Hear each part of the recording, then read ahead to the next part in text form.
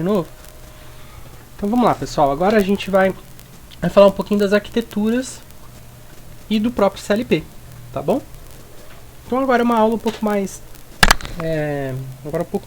prática, assim, no sentido de a gente estudar um pouco o dispositivo, né? Que é o controlador lógico programável, tá? Então vou falar assim um pouquinho do histórico. Eu passei correndo lá na outra apresentação. É o seguinte, o CLP ele apareceu no final da década de 60, tá? Foi a GM, ela tinha lá a linha de produção de carros dela lá nos Estados Unidos e a automação daquela linha de produção era uma automação a relés, tá? Igual a gente tinha falado, né?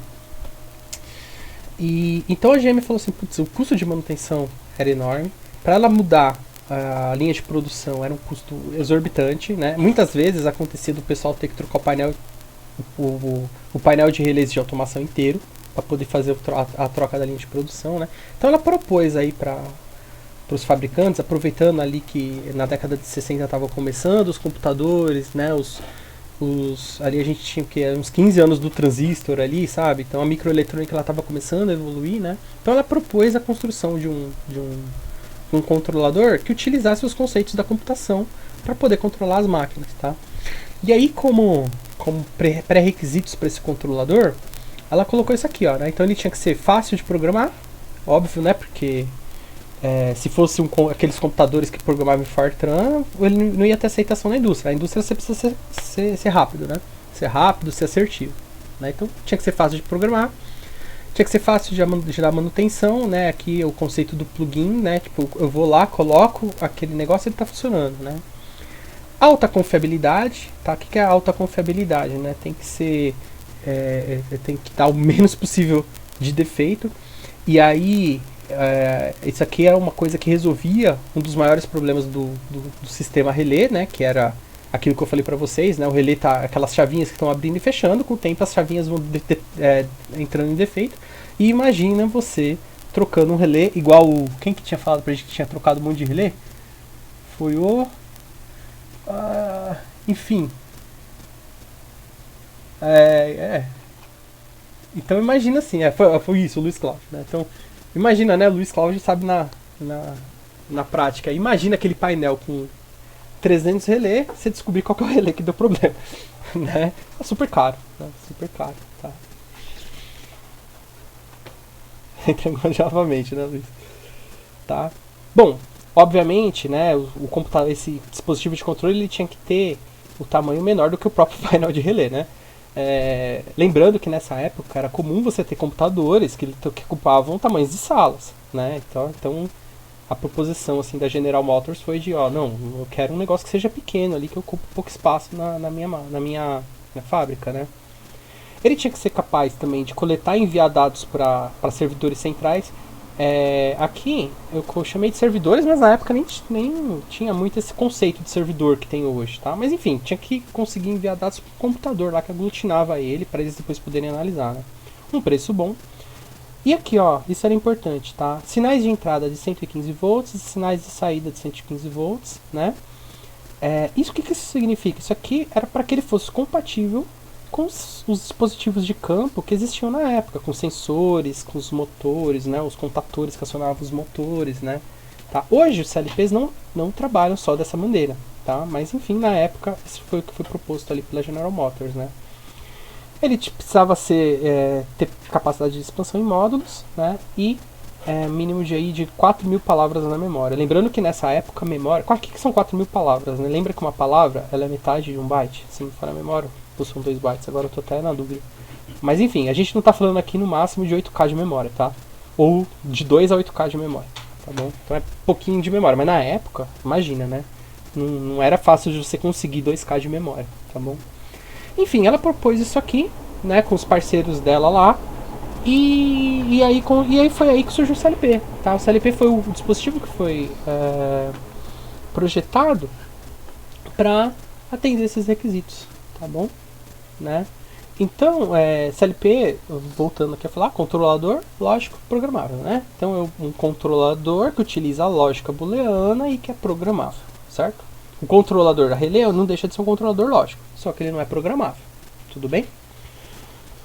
Então, o CLP surgiu no final da década de 60, 1968, 1969, foi um sucesso, né? Porque ele resolveu um monte de problemas que os painéis de relés tinham, né? Hoje em dia, né, como que estão os CLPs? Bom, além de fazer tudo aquilo e mais, e muito mais do que a GM propôs, né, eu tenho vários tipos de linguagem de programação de alto nível. Tá? Acho que linguagem de alto nível e baixo nível para vocês tranquilo, né?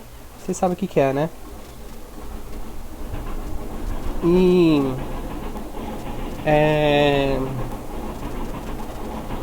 legal, Mariana. Cai, bacana. Então, né, super tranquilo, tá? Então, linguagem de alto nível, que é o Ladder, o STL, o Graph7, o FBD. Aqui, ó, a gente pode colocar o SCL lá do Furin, que é a mesma, que é parecido, né? Eles são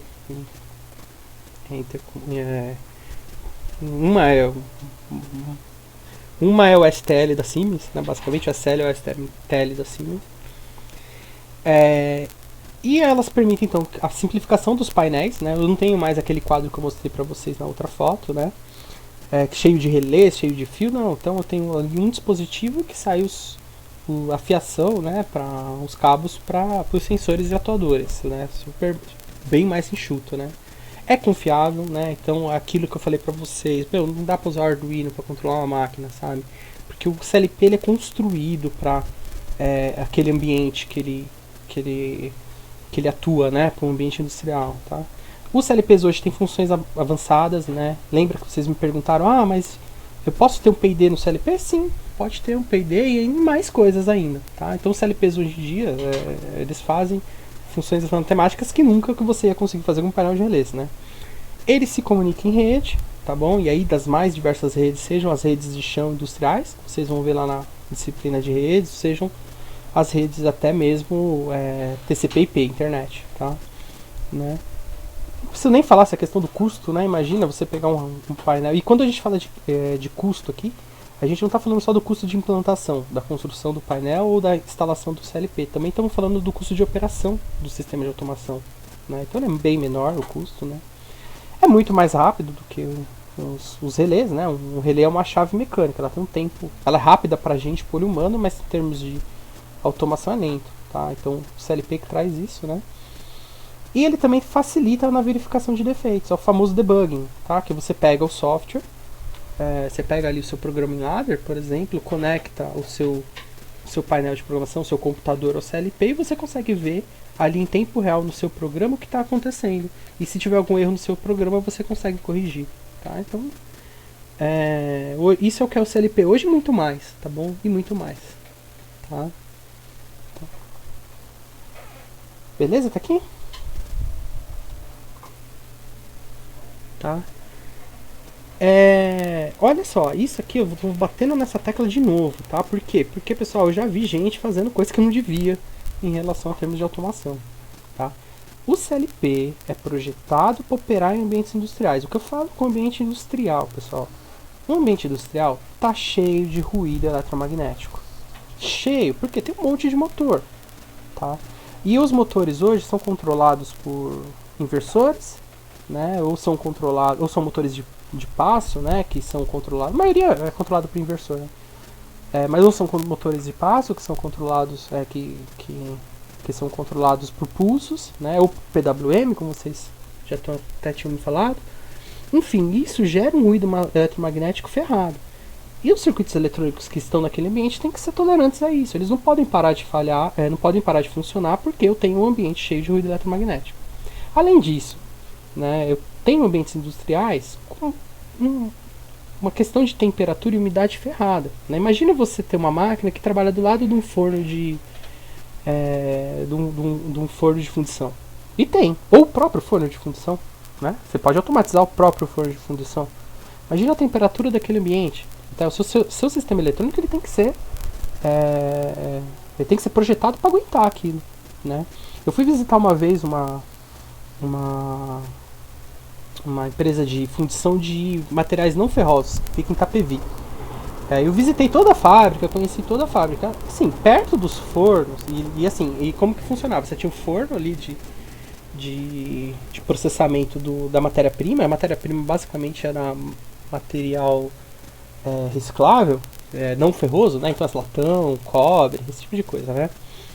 E então você tinha o forno, e logo do forno ele já fazia um tarugo que depois ia ser laminado ou extrudado, né? Então, e ali você tinha um monte de dispositivos de controle que estavam controlando aquelas máquinas. Então imagina assim, você tem um forno, embaixo do forno você tem o sistema de construção do tarugo, né? Em sequência ao tarugo você tem uma máquina, uma serra para cortar o tarugo. Né? E esses sistemas de controle estão ali naquele ambiente, que além de ser quente, de ter problema de ou ser muito seco ou ser muito úmido, ele tem problema também de muito pó, né? Porque o próprio ambiente industrial ele acumula, dependendo da fábrica, muito pó. Então assim, o CLP ele é projetado para trabalhar com esses ambientes, tá bom? Né? Então, outra questão é de vibração, né? Você tem um CLP que está controlando uma prensa, que é um lugar que vai vibrar mais do que aquela prensa que fica batendo ali no chão, né? E vibração, pessoal, vibração é um negócio que para danificar equipamento eletrônico é muito fácil, né? Então assim, enfim. Então não esqueçam disso, tá? Não é qualquer equipamento eletrônico que você pode colocar no chão de fábrica para poder fazer o controle de uma máquina ou de um processo, tá bom? Tem que ser um equipamento projetado para isso. Pessoal, não estou falando que o pessoal não coloca, nem estou falando que você não possa usar outros tipos de componentes para outras atividades. Você pode, por exemplo, colocar um dispositivo que seja menos imune a essas características industriais para fazer uma coleta de dado, por exemplo. Não tem problema. Se parar de coletar o dado, o máximo que vai fazer é o chefe ficar bravo com você que fez a automação. Né? Não vai matar ninguém, não vai parar a produção, tá bom? Só um detalhe, né? Esses dias atrás aí eu vi que a Siemens tem um dispositivo de internet das coisas para ambiente industrial que aceita, por exemplo, aquelas plaquinhas, como que é o nome? Não é plaquinha, aqueles módulos que o pessoal usa para Arduino. Isso é um equipamento da Siemens, pessoal. Tá? Agora, esse equipamento não faz o controle da máquina. Entenderam? Bacana até aqui? Guardaram o mantra aí?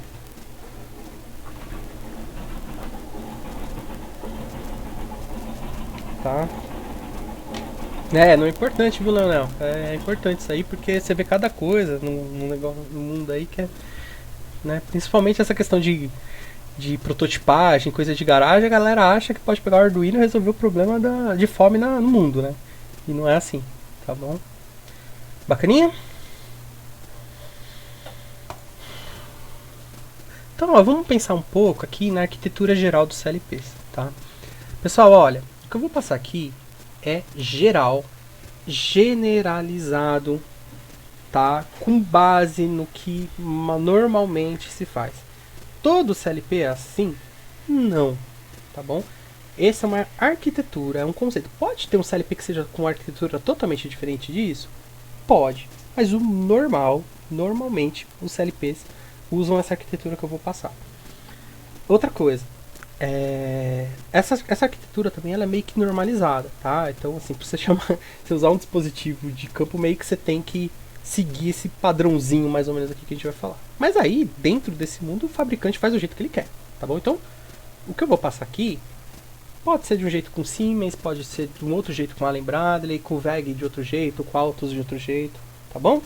É uma arquitetura geral, tá? Mas é importante pra gente saber. Legal? Henrique, você falou a palavra certa aí. Data sheet. Só lembra que é com 2 E's, porque acho que sheet com um E, com I, é outra coisa. Eu não sei se você quis fazer isso. Tá bom. Data bosta, meu. Tá bom. Eu acho, eu nem tenho certeza, mas se eu me engano, essa é a ideia mesmo. Então tá bom. Legal, Henrique. Porra. Mas você disse tudo. Datasheet, tá? Datasheet, manual do CLP é o que a gente precisa estudar, tá? Então vamos lá, né? Basicamente, o que o CLP, ó, tá vendo? Eu coloquei, destaquei aqui, ó, simplificado e genérico, né? O que o CLP vai ter? Uma fonte de alimentação, obviamente. Ele precisa de uma fonte. Ele é um equipamento eletrônico. Por ser um equipamento eletrônico, ele vai trabalhar em corrente contínua e em baixa tensão, certo? Então ele precisa de uma fonte de alimentação. Normalmente as fontes são de 24 volts, tá? A unidade central de processamento. É aqui que a mágica acontece, certo? É aqui que você vai ter o processador, as memórias, e é aqui que ele vai programar o seu programa, que ele vai processar o seu programa lá que faz a automação, certo? Aí eu separei as memórias, mas as memórias normalmente estão juntas aqui com a unidade central de processamento. Eu vou ter memórias que podem ser voláteis ou não voláteis. Memória volátil, memória não volátil, tudo bem para vocês, né?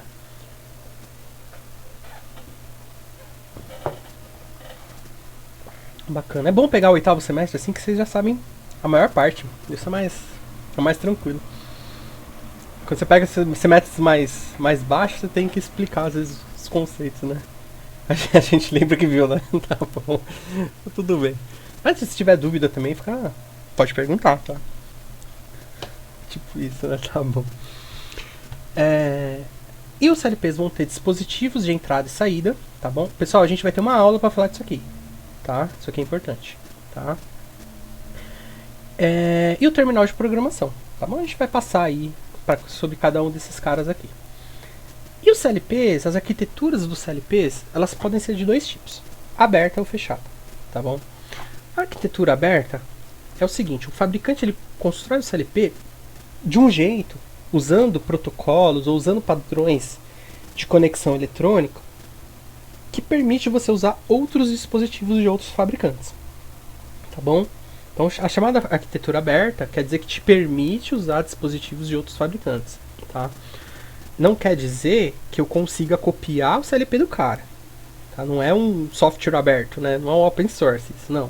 É que eles fizeram de uma maneira que você consegue conversar com coisas de outros fabricantes, né? Tipo, poderia, por exemplo, ter a CPU da Allen Bradley e a placa de saída da Siemens, por exemplo, tá?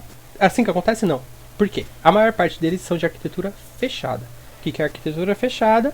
Ele faz do jeito dele, do jeito que ele acha que é o melhor, não tem compatibilidade com nenhum outro dispositivo de outro fabricante, certo?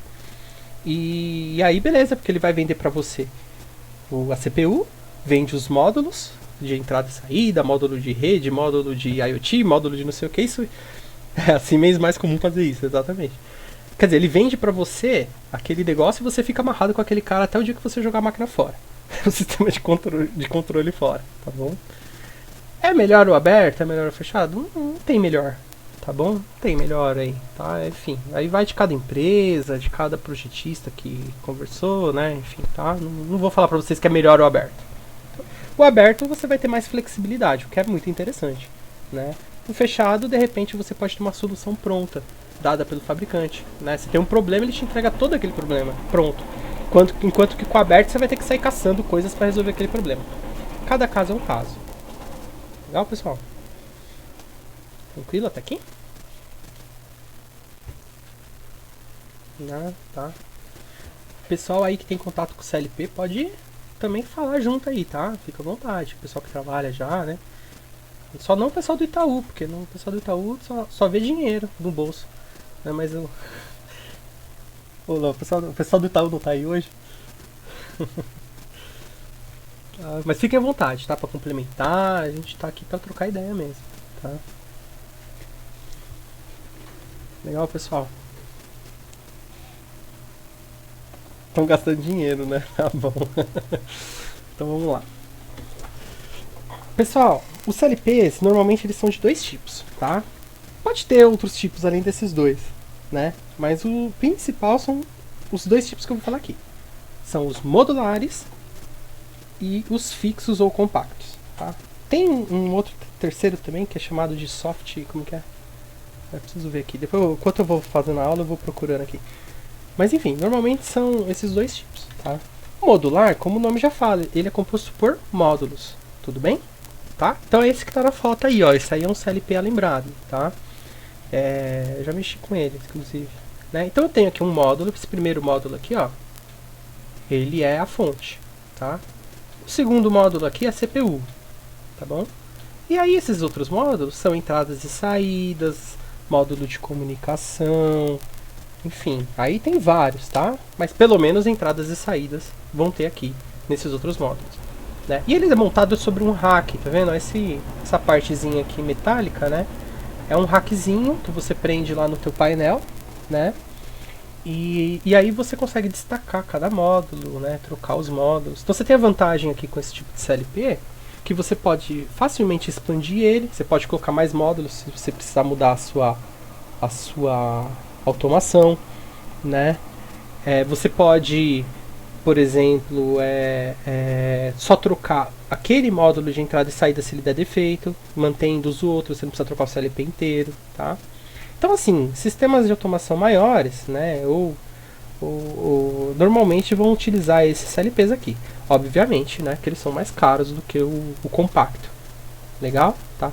É esse que tem na escola? Não. Tá bom? Não é. Tá?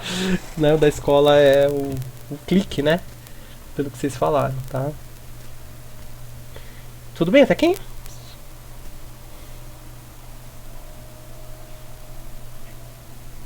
Então, CLP modular. Pensa só, Gabriela, isso está substituindo um painel de relés que podia ter o tamanho de uma sala, tá? Não pode esquecer disso. ET200, esse eu não conheço. Vou dar uma procurada aqui pra gente ver. Tá? O outro CLP que eu falei é o Soft CLP, né? Deve ser CLPs mais compactos ainda do que os compactos, tá?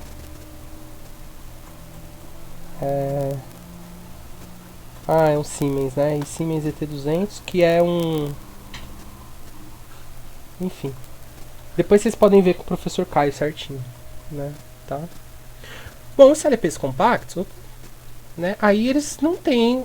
Não é que eles não têm módulos, né? Assim, mas você vai ter um módulo principal, vou chamar por assim dizer, que aqui você vai ter as entradas e saídas, vai ter a fonte e vai ter a CPU, tá bom? Então normalmente ele vai vir aqui, tá vendo? É um conjunto único, né? Esse aqui é um exemplo, tá, pessoal? Esse é um VEG, é um exemplo só. Né? Que você vai ter aqui a fonte dentro dele, vai ter a CPU, vai ter essas entradas e saídas que estão aqui, ó, esses terminaizinhos aqui, né? Tá? E alguns você consegue, inclusive, colocar um ou outro módulo de expansão, tá bom? Então eles são mais compactos, né?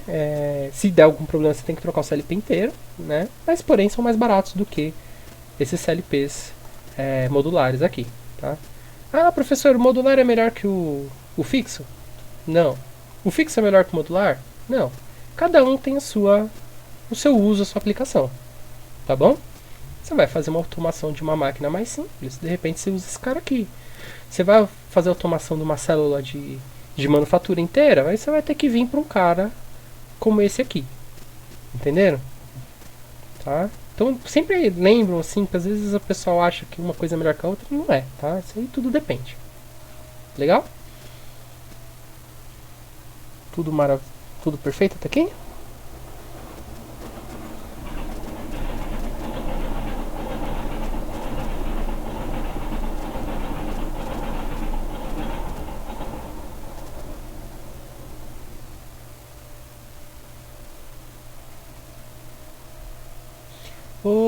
Ô Vitor, esse ET200 que você falou, você conhece esse cara aí?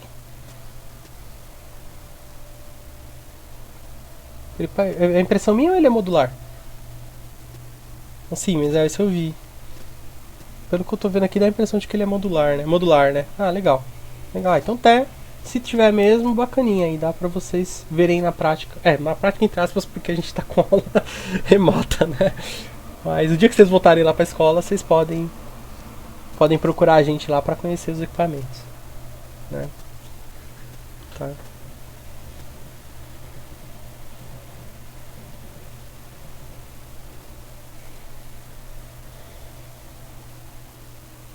Ah, já ouvi falar desses caras. Tá, legal. Legal. Ele tem a base energizada, né? A fonte energiza a base, você vai colocando os cartões e ele vai se auto-energizando, né? Legal. Bacana.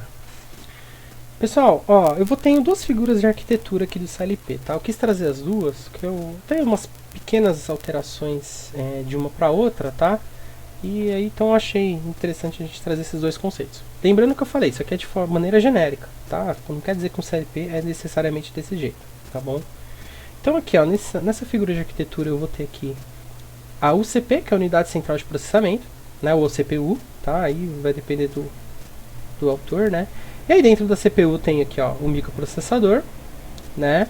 O microprocessador alimentado pela fonte, né? Ó, lembrando que isso aqui pode ser tanto no modular quanto no compacto, tá bom? Então a fonte eu tenho aqui, né? Aí eu tenho aqui, ele separou aqui, né? Que seria a região de memórias, tá? né? Eu vou falar um pouquinho aqui sobre essa questão da memória depois, da memória de programa, tá?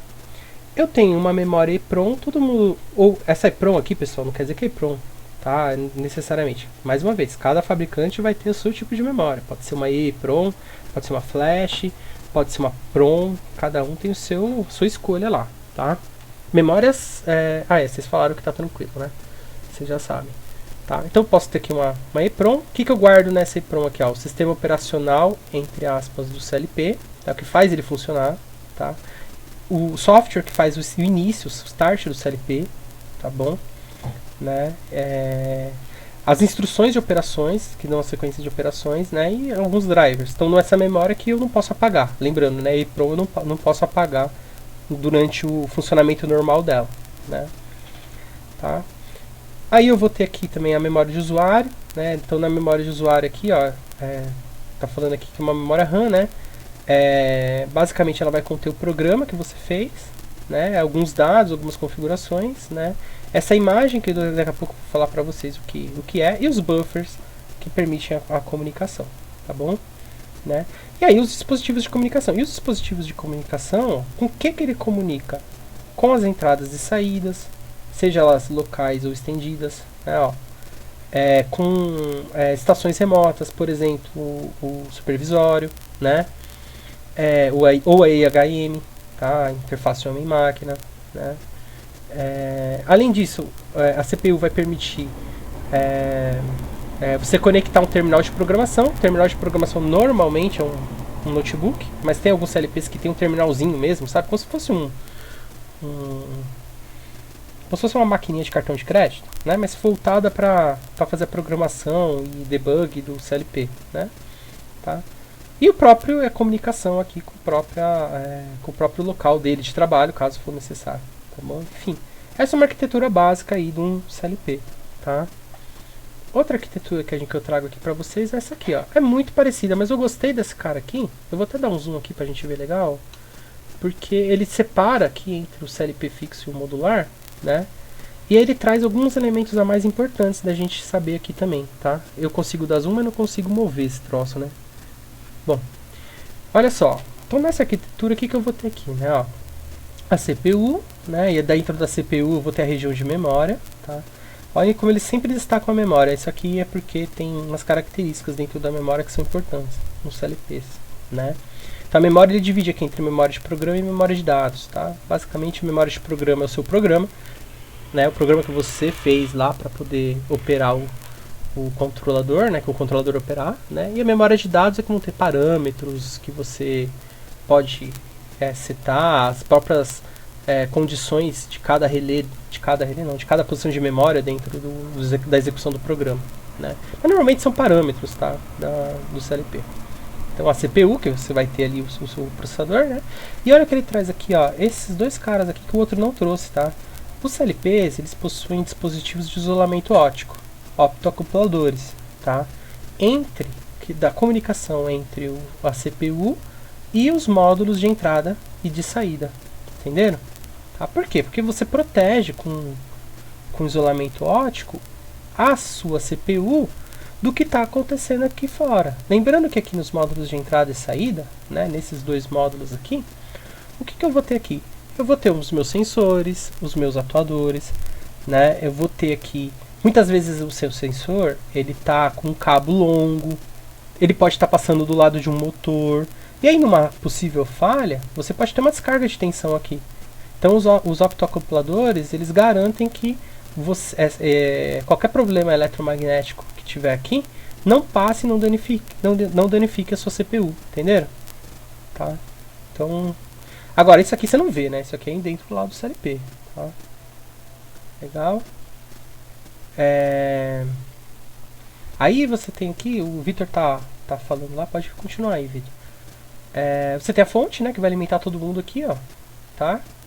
Legal, tá bom, né? E o seu dispositivo de programação, como eu falei, né? Pode ser um computador, pode ser às vezes, em alguns casos, um terminalzinho, enfim, cada fabricante tem o seu tipo, tá? Normalmente, a maior parte hoje em dia são computadores. Computador, você espeta lá um cabo de comunicação serial, um cabo USB, né? Cada fabricante tem o seu método lá de programação, Ah, eu ia falar sobre isso, tá, o Victor, mas legal, bem, bem lembrado aí, tá? De fato, assim, eu vou adiantando rapidamente para complementar o que o Victor tá comentando aí, né?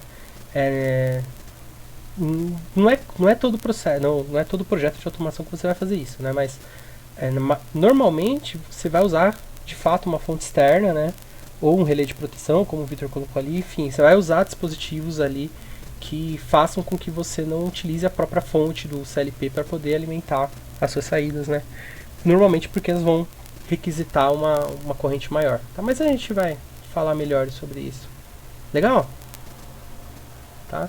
E aqui o CLP fixo, o que é o CLP fixo? Isso aqui dentro de uma caixinha, tá bom? Nada mais que isso. Legal? Bacana, Victor. Brigadão, cara. Dúvidas? Alguém tá aqui?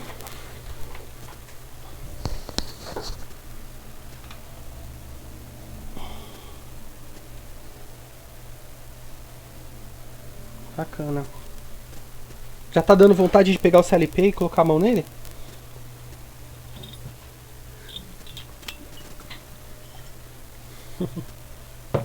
Essa que é a ideia. Aí essa bucha eu deixo pro professor Caio. Tá, legal.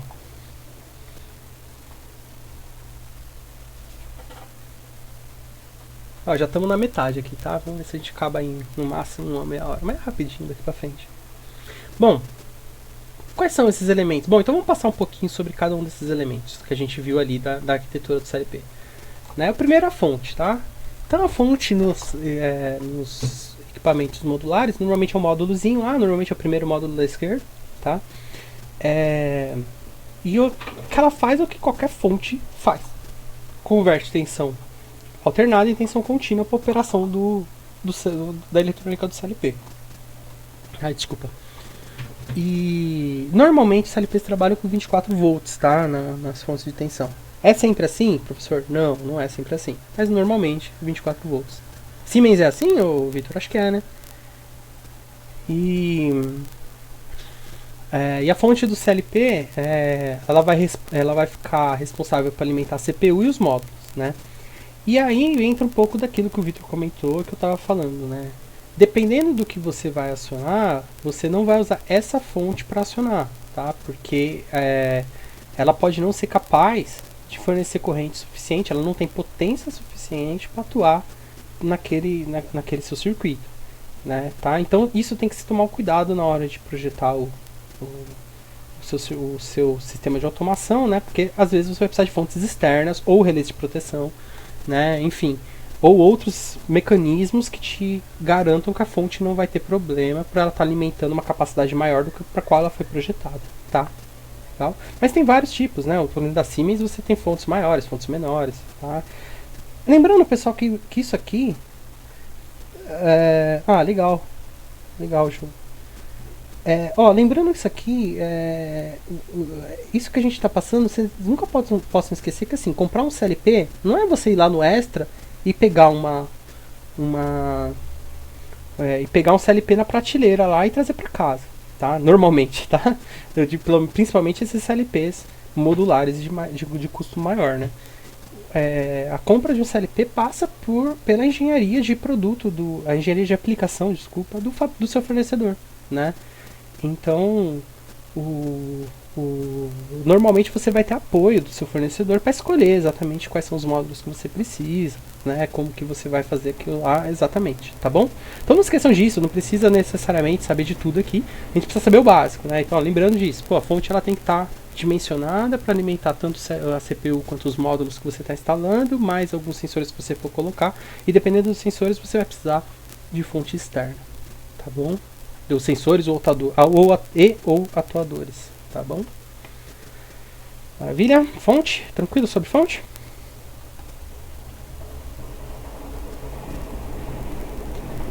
Aí, a CPU, tá? Então a CPU, pessoal, o que ela tem? Um microprocessador, que pode ser um microcontrolador, pode ser um processador ARM, pode ser um processador, vai depender de como o fabricante quis projetar, certo? Mas ele tem um processador, as memórias, né, e a eletrônica necessária para que o negócio funcione, né? É uma placa que tem ali processador, capacitores, resistores, transistores, enfim, reguladores de tensão, todos os componentes ali necessários para que ela funcione, tá bom? E assim, os tipos que são usados depende muito, tem uma variedade, tá? Mas tem, por exemplo, CLP que tem um PIC lá dentro, tá? E tem CLP que usa processadores iguais a esses que a gente tem nos celulares, tá bom? Vai depender do fabricante. Legal? Tá? E do quanto você tá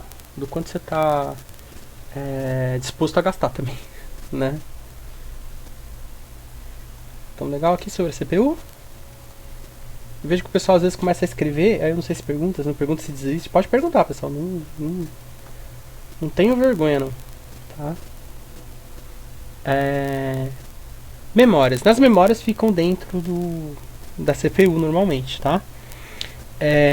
Então você vai ter aqui a memória EEPROM, Flash, enfim, cada fabricante vai ter o seu tipo de memória, mas é uma memória não volátil, quer dizer, uma memória permanente e normalmente que você não consegue escrever nela, uma memória de leitura, tá? Essa memória ela vai conter o que a gente chamaria, entre aspas, de sistema operacional do CLP, tá? É um firmware do CLP, tá? Firmware é um termo normal para vocês sabem o que é? Firmware.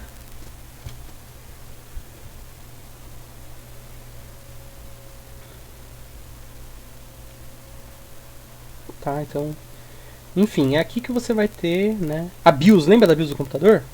Pode colocar aí, pessoal, pode falar. Ah, legal. Lembra da BIOS do computador? Então, é essa a ideia. Daí pronto, tá bom? Então ela vai ter ali as rotinas de sinalização, vai ter as instruções para operação do CLP, a forma como que ele vai operar vai estar dentro daquela EEPROM, tá? Aí você vai ter uma outra memória que é uma memória de usuário, tá? Então, na memória de usuário, você vai ter o programa que você vai... isso, exatamente, Vitor. Os programas que entre aspas já vem de fábrica, exatamente, tá? Na memória de usuário, você vai ter o seu programa, um programa efetivo ali que você vai fazer em ladder, em STL, em Graph7, enfim, na linguagem lá que você vai usar, tá? Então você vê que ela é uma memória arpatada. Normalmente essa memória vai ser uma memória RAM, tá? Lembrando que o CLP, normalmente estou falando que são todos assim. Lembrando que o CLP ele é um dispositivo que foi feito para não ser desligado, né? A fábrica você não chega no final de semana e desliga normalmente, tá? Né? Então não tem nenhum problema de você às vezes manter o seu programa numa memória volátil, tá bom? Agora, quando você mantém nesse tipo de memória volátil, né, que pode perder, desligava? Então tá. Às vezes não, tudo bem, às vezes tem uns que desligam, né? Mas assim, então aí que entra o negócio, né? Por exemplo, normalmente você tem esse programa armazenado numa memória volátil, né? E essa memória ela é mantida por uma bateria para os casos de desligamento, tá? E aí faz parte da engenharia de manutenção garantir que essa bateria tenha carga, né? Normalmente a bateria é recarregável, né? Mas tem que garantir que essa bateria está funcionando, porque dependendo do caso, se você tem uma queda de energia e a bateria não consegue segurar, o que vai acontecer? Você perde o seu programa e aí você tem que programar tudo de novo. Eu já vi isso acontecer. Claro, pessoal, isso aqui é uma coisa que era mais comum antigamente, tá? Hoje em dia, às vezes o pessoal consegue armazenar em flash, tem outras saídas, tá? Mas, assim, não é difícil vocês verem esse tipo de coisa acontecer na fábrica, porque a fábrica tem muito sistema que é chamado sistema legado, que são sistemas antigos, tá bom? Eu já vi isso acontecer, e não era nem com CLP, era com CNC, tá? E o que é pior, né? O programa depois vinha do Japão, tá? Então o cara ficou dias e dias e dias com a máquina parada, porque não trocou uma bateria. Legal? Tá bom? Então tem que lembrar, tá? São todos assim, não são todos assim, mas essa arquitetura ela existe, né? De você ter o programa de usuário numa uma memória volátil mantida por bateria, tá? Normalmente, nessa memória ela vai possuir dois estados de operação. O RAM, que o próprio nome já diz, está em operação, e o prog. Quer dizer, no momento que você vai lá e espeta o seu programador e vai fazer a transferência do programa, ela entra nesse modo de prog, que ela para a operação do CLP, faz a programação dela e depois volta para o estado de run, tá bom? Depois você vai ter uma outra entrada, uma outra memória, que são memória de dados, né? Então aqui você vai ter parâmetros, né? Então, vamos imaginar assim, o meu PID lá do meu CLP, a minha proporcional tem o valor 0,3. Esse 0,3 do seu valor da proporção do seu parâmetro do controlador PID, do proporcional do PID, ele vai estar armazenado nessa memória de dados, tá bom? Né? Então, normalmente também você vai ter mantido ali por bateria, enfim, tá? Sem contar que ela também é responsável pela parte de processamento, né? E uma outra memória aqui, ó, que é super importante, tá? Ele tem uma memória chamada memória imagem, tá? Essa memória aqui, ela guarda o estado de todas as entradas e de todas as saídas do CLP, tá? E isso aqui é importante para a hora que você vai programar o seu dispositivo, você conseguir fazer com que ele trabalhe de maneira correta. Eu já vou explicar lá na frente, tá bom? Mas então lembra que você vai ter uma região de memória lá dentro do CLP, que ele vai guardar. O meu sensor está em estado ligado, né? Vai estar em 1. Então, você vai ter uma região de memória lá, que é a memória imagem, que vai estar falando assim, o sensor da posição X vai estar em 1. Tá bom? Legal. Tá? Entradas e saídas. Pessoal, as entradas e saídas, a gente não vai entrar muito a fundo aqui, tá? Por quê? Porque a gente vai estudar cada uma delas nas próximas aulas, tá bom? Mas basicamente, né, as entradas são onde você conecta os sensores e nas saídas os seus atuadores, tá bom? Lembrando que atuador pode ser válvula, pode ser inversor de frequência, pode ser contator, pode ser, enfim, pode ser uma série de coisas, motor, né, motor de passo, né, tá? Legal, tá? Então, aí elas podem ser digitais, analógicas de 0 a 10, de 4 a 20. Digitais, pode ser de corrente contínua, tipo 5 tipo source. Entradas digitais podem ser de corrente alternada. As saídas podem ser relé, pode ser transistor. Aí se for transistor, pode ser do tipo sync, pode ser do tipo source. Saídas digitais, a triac, tá? Lembra o que é triac? Vocês estudaram o triac?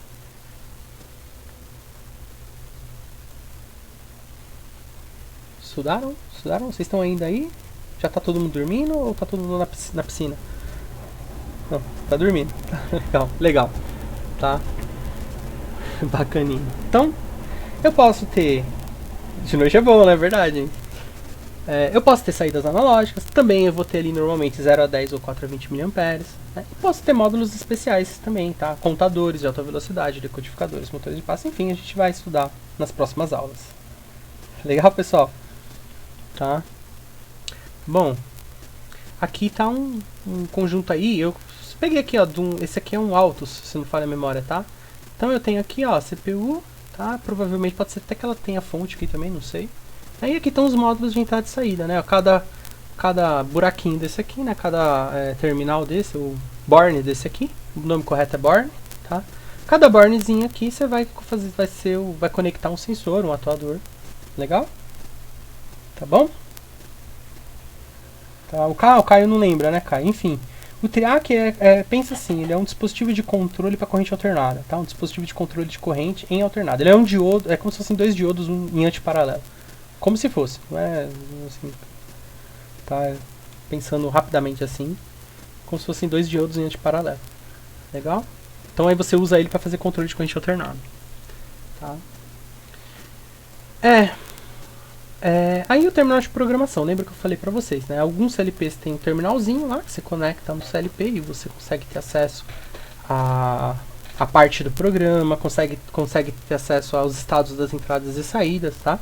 Outros CLPs, ou a grande maioria hoje em dia, você vai ter um software no seu computador, lá com Windows, você conecta um cabo USB, um cabo serial, vai depender do tipo de CLP, né? E aí esse software conversa com o CLP e te mostra ali o programa, te mostra como que estão os estados das entradas e saídas, tá bom? Então é o terminal que você usa para fazer a programação, né? Tá? Alguns CLPs vão ter displays, normalmente os compactos, tá? Eles vão ter uns displayzinhos que também te permite ver algumas informações, te permite fazer algum tipo de operação ali com ele, tá? Então são os displayzinhos que ficam lá no CLP. Enfim, cada fabricante tem o seu método, sua forma, tá bom? Como o Henrique falou do datasheet, né? É lá que você vai encontrar a forma de operar o dispositivo. Legal, pessoal? Tá? No caso lá do clique da escola, né? O professor Peterson, depois, como a gente não está tendo as aulas presenciais, né? Então vocês têm que depois conversar lá com o professor Caio, pedir para ele mostrar para vocês como que é o caso lá do CLP da escola. Legal? Bacaninha. E aí a gente vai entrar aqui num negócio que a gente vai ver várias vezes, comigo, com o professor Caio, com qualquer um que você um dia ouvir falar de CLP. Deixa eu perguntar, o professor Caio já falou sobre isso aqui com vocês? Ciclo de varredura?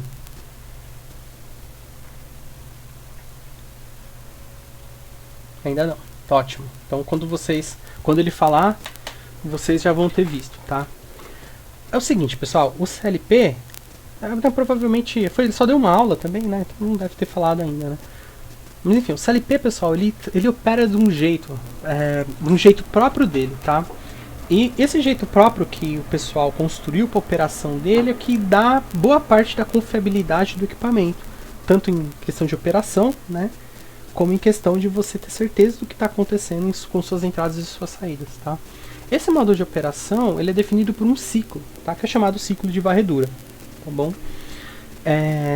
Ou scan, tá? Scan é varredura em inglês, né? Tá?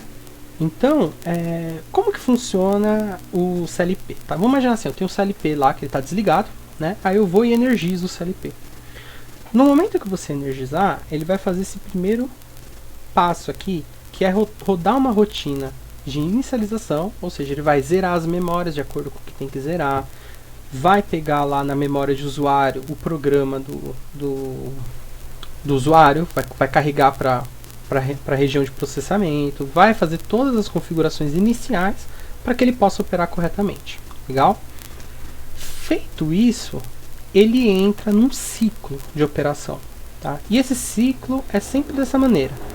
Tá? Eu esqueci de colocar negrito aqui, coloquei itálico, tá? Mas depois eu troco. Primeiro, ele vai fazer um processo de leitura de todas as entradas que existirem lá no CLP. Então, sabe, eu tenho um CLP de 24 entradas, ele vai passar entrada a entrada verificando se aquela entrada está em 0 ou está em 1. Quer dizer, se o dispositivo conectado naquela entrada, se ele está em 0 ou se ele está em 1. Tá? E aqui já fica um ponto. Se eu tiver um CLP, vamos pensar assim, um mesmo CLP modular, se ele tem 12 entradas, ele vai levar um tempo X para poder fazer essa leitura de todas as entradas. Se ele tem 48 entradas, ele vai levar um tempo, talvez, 4x. Tá bom? Então, conforme mais entradas eu tenho, mais tempo demora para eu fazer toda essa leitura. Mas, ó, presta atenção. Ele tem essa característica de que ele lê tudo antes de fazer o processamento. Tá bom? Não é igual um microcontrolador que você programa lá, que você pode fazer o processamento logo que você faz a leitura. O CLP não. Ele faz esse ciclo. Ele primeiro faz essa leitura de todas as entradas. Leu lá. E aí o que ele faz com essa leitura? Ele pega esses estados, se as entradas estão em 0 ou em 1, e joga esses valores para a memória imagem. Lembra que eu falei daquela memória imagem lá? Tá? Então a memória imagem ela é uma memória que guarda o estado das entradas e saídas lidos no momento daquela leitura que ele efetuou, né? daquela parte do ciclo que é a leitura. Entenderam? Entenderam isso? É importante. Entenderam ou não? Se tiver dúvida, então, ó, é um processo lá, ó. Quem que faz esse processo? É o programa do CLP, aquele programa que estava lá na EEPROM. Ele faz esse ciclo, ele vai lá, lê todas as entradas. Tá? Se eu tiver mais entradas, vai demorar mais tempo. Leu todas as entradas e copia esses valores para a memória imagem de entrada. Legal? Terminou de ler as entradas, ele vai pegar o programa do usuário e fazer o processamento desse programa. Ou seja, ele vai pegar, lembra aquele ladder que a gente viu no começo da aula?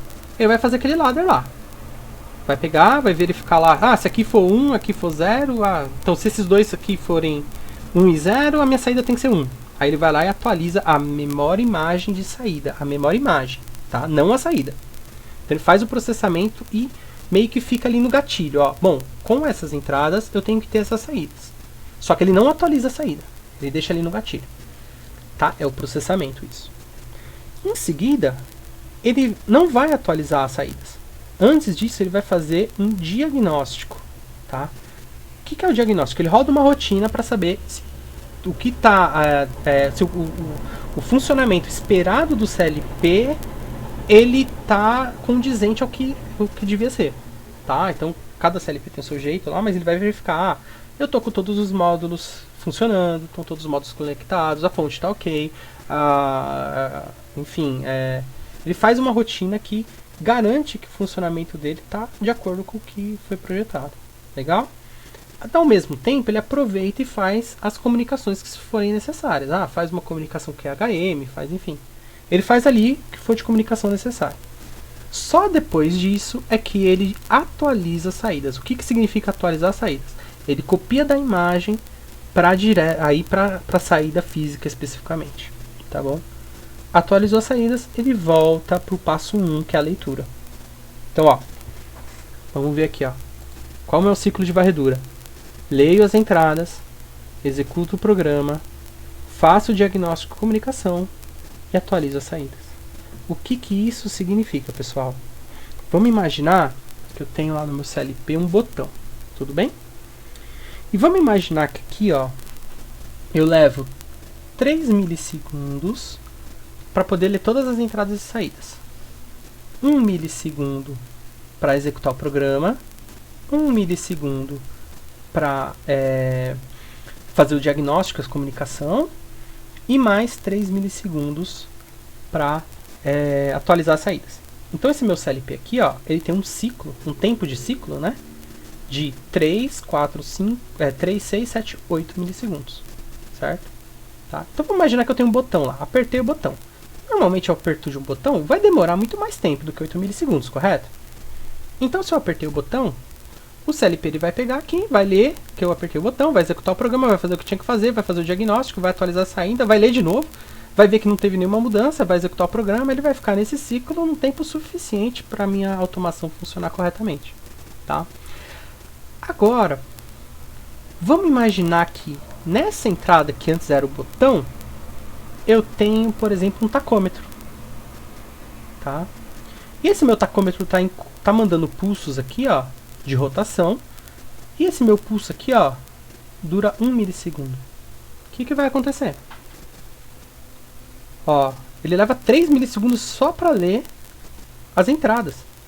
Então, quando eu pegar essa informação aqui de rotação, eu vou pegar esse pulso aqui, vou ver aqui, ó, ele vai ler as entradas e vai falar assim, opa, essa entrada lá onde está o tacômetro estava em 1. Aí ele começa a fazer todo o ciclo dele. Só que quando eu chegar aqui 8 milissegundos depois, já passou 8 pulsos de contagem aqui, ó. Eu perdi essa informação. Entenderam? Tá? Então, a gente tem que lembrar que, para a maior parte dos casos, você não vai ter o problema do ciclo te influenciando no seu processamento. Tá? Mas tem casos que a gente tem que lembrar que que o ciclo ele vai ser mais, o tempo que o CLP vai levar para poder fazer todo o processamento e atualizar a sua saída pode ser maior do que o que você quer medir, né, do que você está fazendo uma verificação. Legal? Então, professor, então quer dizer que eu não consigo ler um tacômetro com milissegundos? Não. O que você vai ter que fazer é usar um dispositivo dentro do CLP que tenha capacidade de lidar com essa questão do ciclo e com a leitura rápida desse dispositivo aqui, por exemplo, o tacômetro. Entenderam isso? Tá, então tem eu até coloquei aqui nos dispositivos de entrada e saída, né? Ó, aqui, ó, módulos especiais, contadores de alta velocidade. Eles servem para justamente essa questão, tá? De você conseguir fazer contagens de dispositivos ali que de sinais que são mais rápidos que o tempo de ciclo do CLP. Entenderam? Dúvidas até aqui?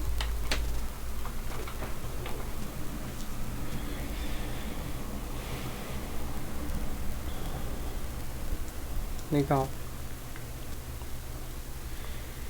Tá. Então, esse é um negócio novo, né? Parece simples, mas é importante que a gente fique com isso em mente, tá bom? Tá, então... E o que influencia esse ciclo, né? Eu aqui, o tempo de ciclo aqui, tem um monte de coisa que influencia. Número de entradas, número de saídas, dispositivos de comunicação e tipos de comunicação que você está usando, tamanho do seu programa, tudo isso influencia nesse ciclo. Tá? Então, se você precisa controlar algo que tem que ser de leitura rápida, né, no seu CLP, no seu sistema de controle, né, você não pode esquecer do ciclo na hora de fazer o programa. Legal, pessoal? Tá? Maravilha? Tá, então era isso por hoje. Tá? Alguém tem alguma dúvida? Assim, eu sei que a aula foi um pouco pesada, né? Bastante conteúdo, agora precisa digerir tudo, tá? Mas era importante a gente passar por tudo isso, né? Tá? Eu vou abrir a câmera agora aqui, ó. Pra vocês me verem. Acho que, não sei se todo mundo tava na aula passada. Nem sei se todo mundo viu. Eu fiz isso na aula do curso técnico na terça. Abri a câmera, o pessoal falou assim: nossa, sua voz não tem nada a ver com você. Vamos ver, abriu. Olha lá. Atrás aqui é minha esposa, tá tendo aula. Amanda, ó, vai depender muito do conteúdo, tá? Essas primeiras aqui tem muito conteúdo teórico, né? Pouco exercício, tá? Aí elas tendem a ser um pouquinho mais longas, tá? Mas não. Então não combina, Maria. Assim, não. Vai depender muito do conteúdo, tá bom? Tá? Se for um pouco mais longa aí, a gente faz a pausinha lá que a gente fez, tá? Mas essas primeiras aqui, principalmente que eu preciso passar conteúdos para vocês trabalharem bem com o professor Caio lá, vai ser um pouco mais longo. Tá bom? Legal, pessoal? Quem que tá me vendo pela primeira vez aí? Que não tava na aula passada? Otávio, Pedro. Tá, então sou eu aqui, ó. Tá bom? Luiz Cláudio. Luiz Cláudio tava na aula passada, não tava? Bom, enfim, tudo bem. Legal. Lucas também, legal, pessoal, tá? Então é isso, tá bom? Por hoje é só. Obrigadão aí. Bruno também, legal, Bruno. Bacana. Tá, na aula, vocês se livraram, eu fiz todo mundo se apresentar na aula passada.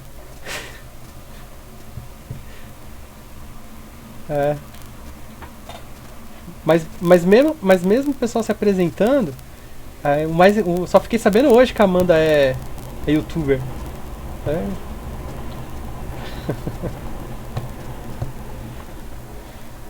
Tá bom? Então tá, pessoal, é isso, tá? Por hoje, fiquem à vontade pra sair. Se quiserem perguntar também, tô à disposição. E na quinta que vem a gente se vê. Instagrammer? Ô, louco! Então tá bom. Valeu, pessoal, boa noite pra vocês. Eu nem tenho Instagram. Boa noite, Victor. Eu nem tenho Instagram, pô. Eu me recuso a ter Instagram. Legal, boa noite, pessoal. Até mais.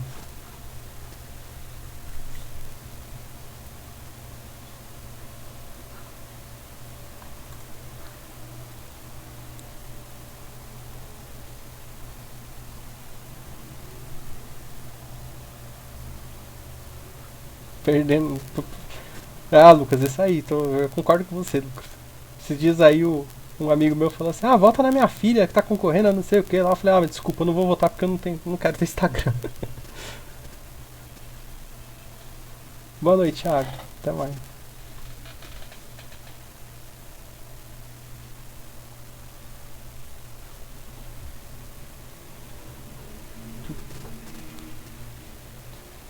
Um abração pra vocês.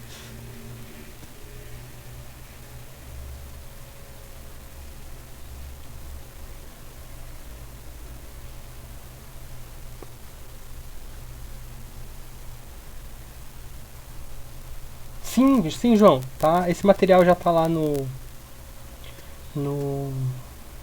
no Moodle, tá? No Moodle da disciplina. E aí agora eu vou subir os vídeos pro YouTube e depois eu jogo lá pro Moodle também. A única coisa é que talvez o vídeo da primeira aula, a qualidade de imagem tenha ficado não tão boa. Mas como tem apresentação, dá pra...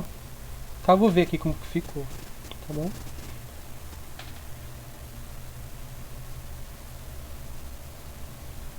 Aí a aula passada eu não coloquei porque foi só conversa, eu não gravei, tá? Não tinha conteúdo. Legal, boa noite pra você.